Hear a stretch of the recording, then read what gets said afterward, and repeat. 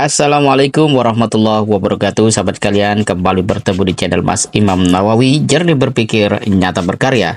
Pada kesempatan kali ini kita akan membahas tentang bagaimana sebenarnya dahulu ada orang yang dia sangat berkontribusi besar bagi kehidupan masyarakat, kemudian juga mampu mendidik anak-anak muda yang pada akhirnya juga berkontribusi besar bagi masyarakat, bahkan negara kita. Inilah yang kemudian saya rangkum dalam sebuah tulisan dengan judul Mendidik Tokoh.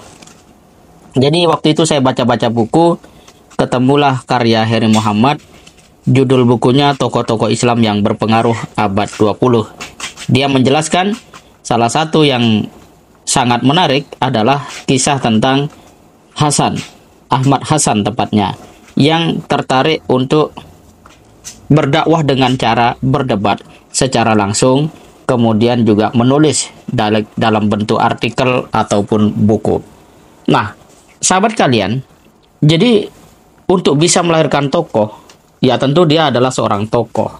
Kalau dulu ada sebuah ungkapan dari orang-orang tua yang mengajar di pesantren ataupun di madrasah, yang tahu seseorang itu wali hanyalah wali Allah. Nah, kira-kira seperti itu. Dalam kata lain memang juga berlaku, yang bisa melahirkan tokoh adalah tokoh itu sendiri. Sekalipun dalam banyak hal kita bisa juga melihat kadangkala tokoh lahir justru karena konsistensinya di dalam berpikir, komitmennya terhadap nilai, dan tentu saja perjuangannya di dalam memperjuangkan atau mengedepankan hak-hak kebersamaan umat manusia yang menghadirkan manfaat besar. Tapi secara prinsip seperti itu. Nah, jadi Hasan ini ulama hebat, dia juga seorang mufasir. Nah, sahabat kalian, Hasan dengan kecerdasannya, dengan keahliannya, itu ternyata senang untuk berdiskusi dengan anak muda, terutama memang anak muda yang punya kecintaan, ya, kepedulian terhadap nasib umat, bangsa, dan negara. Muncullah ketika itu seorang anak muda bernama Muhammad Nasir. Dan hampir dalam waktu yang sangat panjang, intensitas pertemuan Nasir dengan Hasan ini berjalan sangat baik, ya, sangat dalam.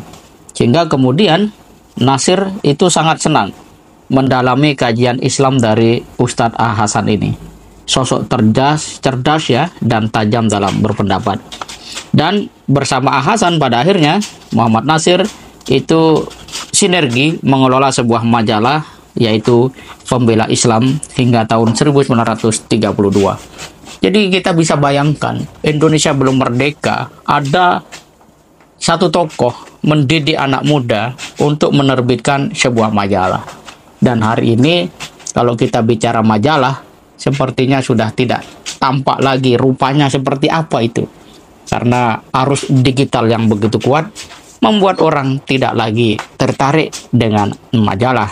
Pada saat yang sama, sebagian besar orang juga tidak mencari konten yang berkualitas. Tapi inilah perjalanan hidup manusia. Nah, sisi yang penting untuk kita garis bawahi adalah interaksi guru dan murid antara Hasan dan Nasir ini yang penting untuk menjadi kesadaran penggerak, ya, dari pengurus-pengurus organisasi Islam, lembaga pendidikan Islam, bahkan gerakan-gerakan pemuda. Harus ada interaksi antara tokoh dengan anak-anak muda. Kebanyakan tokoh hari ini merasa tidak perlu bertemu anak-anak muda. Bahkan kalau kita lihat dalam video YouTube-nya Anies Baswedan, pernah suatu hari ketika Nasir itu sudah senior dan merupakan tokoh besar Indonesia ketika itu, dan ada sekelompok dari teman-temannya yang memberikan usul kepada Nasir, Pak Nasir, kayaknya jangan semua mahasiswa deh diterima. Kita seleksi saja, kita ambil yang punya kapasitas. Nasir tidak menyetujui itu. Karena Nasir kemudian berpendapat, dulu ketika saya belajar kepada para tokoh, saya juga manusia atau mahasiswa atau pemuda yang biasa-biasa saja. Nah, mentalitas seperti Nasir ini yang harus dimiliki oleh pengurus-pengurus atau penggerak-penggerak gerakan Islam. Jadi, jangan hanya menjadi tokoh di podium, tapi tokoh yang siap berinteraksi dengan anak muda. Karena kalau enggak, transformasi mau dijalankan lewat apa? Hanya lewat podium, seremonial, tentu itu sangat terbatas sekali ya dampak yang bisa dihasilkan. Nah, sisi yang amat penting menjadi perhatian adalah ungkapan kolega saya. Jadi dia mengamati betul bagaimana cara memberikan transformasi kepada anak muda. Dia mengatakan bahwa indahnya perjuangan masa lalu yang dilakukan oleh orang-orang senior itu biasanya hanya bisa dipahami oleh diri mereka sendiri.